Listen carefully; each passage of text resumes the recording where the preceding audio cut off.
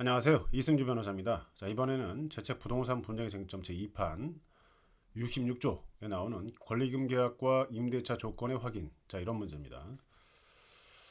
상가 같은 경우에는 이제 권리금 계약이라는 게 있죠. 상가 임차인끼리 보통 하시는데 전 임차인과 새로 들어갈 임차인 사이의 계약이 가장 많고, 그다음에 새로 들어갈 임차인과 임대인 사이의 권리금 계약을 체결하기도 합니다. 다 가능하죠. 자, 캡처한 거 보실까요? 재책 일부만. 직장에서 은퇴를 하고 창업을 하면서 법률 지식 없이 덜컥 권리금 계약을 하고 권리금 주고 나서 후회를 하는 경우를 많이 본다. 그렇다면 권리금 계약이란 게 뭐고 기본적으로 주의할 게 뭐냐 이렇게 따지는데, 권리금이라는 거는 이제 크게 대법원 판례를 보면 세 가지로 나뉩니다.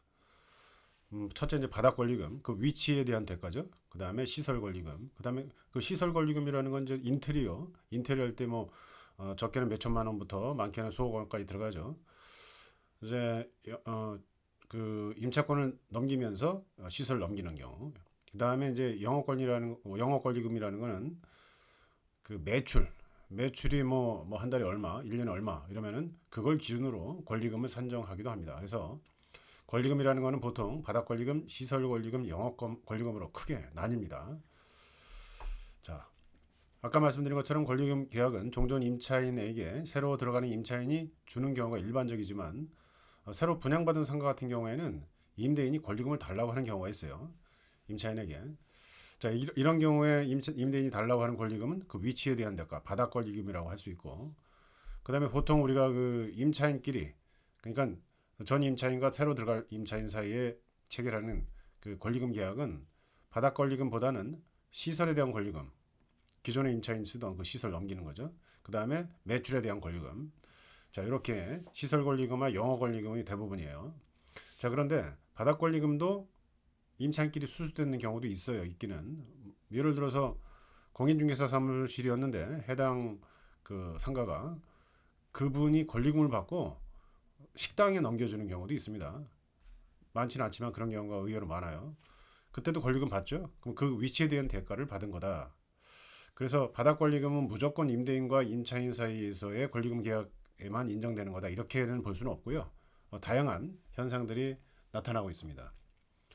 자, 그런데 권리금 계약을 체결할 때 보통은 권리 양도 양수 계약서라는 것을 쓰고요. 전 임차인과 새로 들어올 임차인 사이에 그걸 먼저 쓴 다음에 임대인한테 찾아가서 구 임차인, 현 임차인이라고 해야겠죠. 현 임차인이 새로 들어올 임차인과 권리금 계약을 체결했으니 임대인께서는 새로운 임차인과 임대차 계약을 체결해 주십시오라고 요청을 보통 합니다.